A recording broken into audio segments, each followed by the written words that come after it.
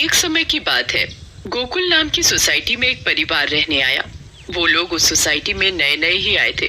उस परिवार में राहुल, सविता और उनका 10 साल का एक बेटा भाविक रहता था।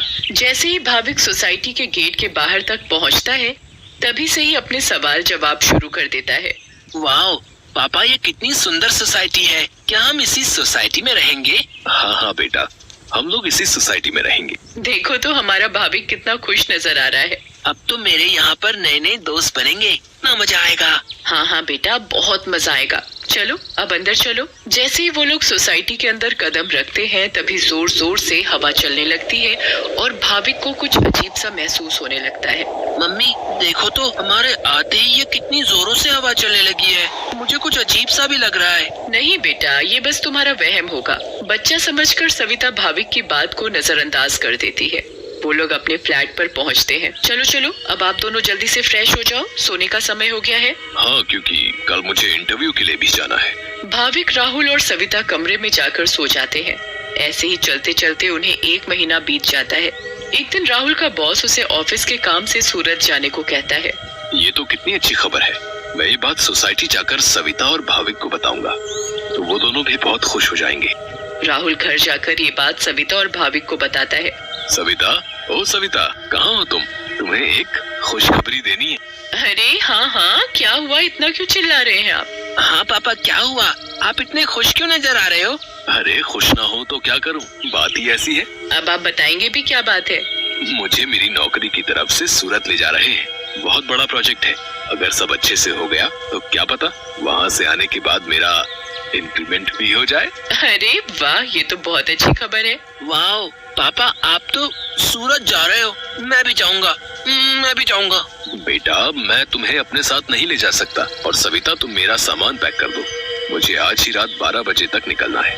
मैं बस कुछ ही दिनों के लिए जा रहा हूँ। सविता राहुल का सामान पैक कर देती है और राहुल उसे रात 12 बजे सूरत के लिए निकल जाता है। चलो भाविक, अब तुम भी जल्दी से दूध पीकर कमरे में सोने चलो। ठीक है मम्मी। सविता और भाविक अपने कमरे में चले जाते हैं। सविता तो सो जाती है, मगर भाविक को नींद नहीं आती। बहुत तेज बारिश होने लगती है। भाविक बालकनी में जाकर खड़ा हो जाता है और बारिश के मजे लेने लगता है। वाओ, कितना सुंदर नजारा है।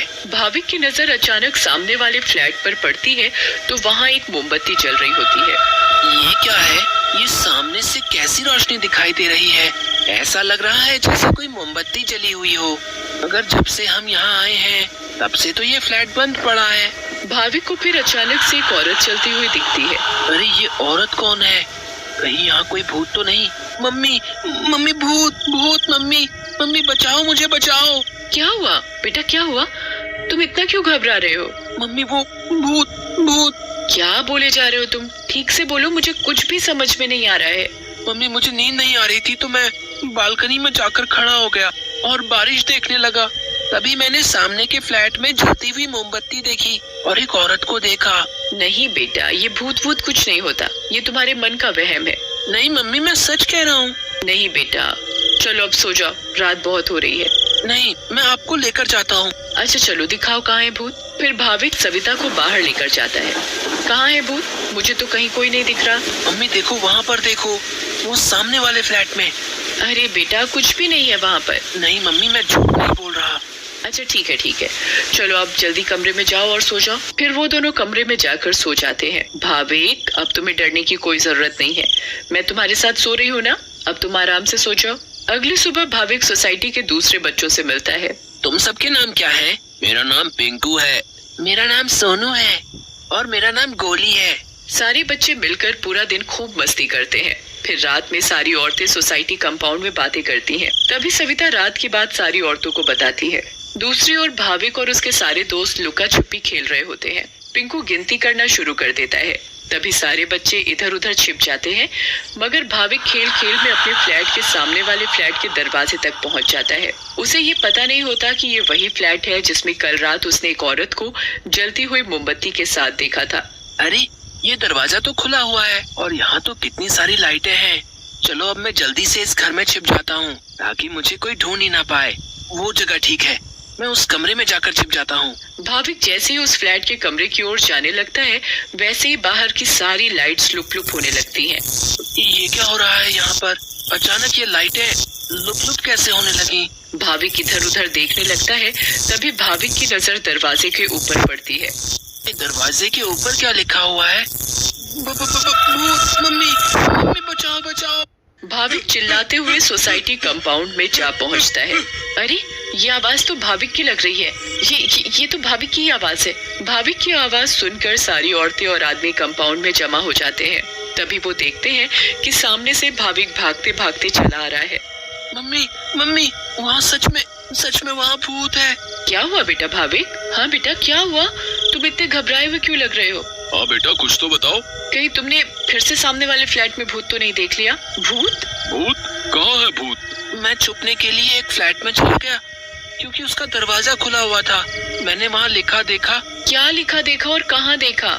कि यहाँ से चले जाओ वरना मैं तुम्हें मार दूंगी। चलो बेटा, तुम हमें वहाँ लेकर चलो।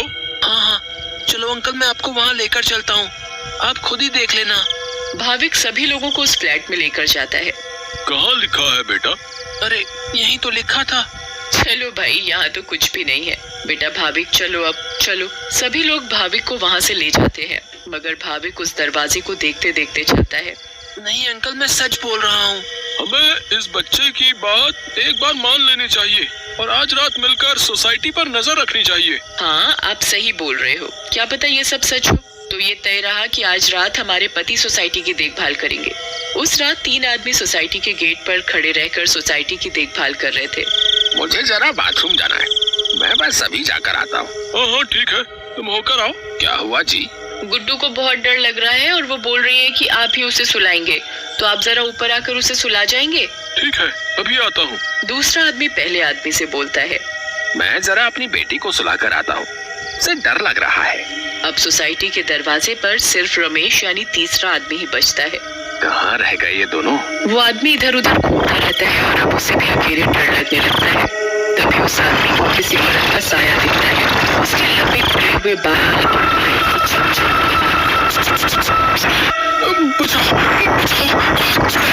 फिर अचानक वो चुड़ैल उसके सामने आ खड़ी होती है और आदमी बहुत तेज चिल्लाता है। अरे, ये चिल्लाने की आवाज किसकी आई? हाँ, आवाज तो मुझे भी है। चलो चलकर देखते हैं।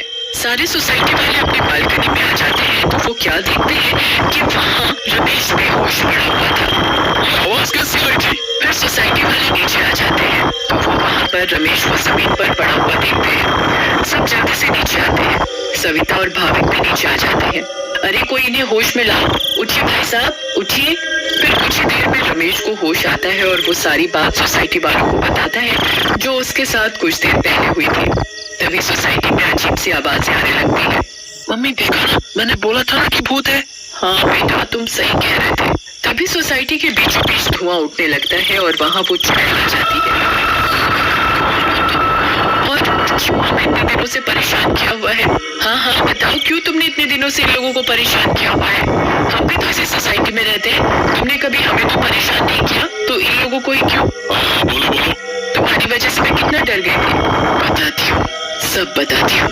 कई सालों पहले जब मेरी शादी हुई तो मैं और मेरे पति रवि सविता के सामने वाले फ्लैट में रहने आए।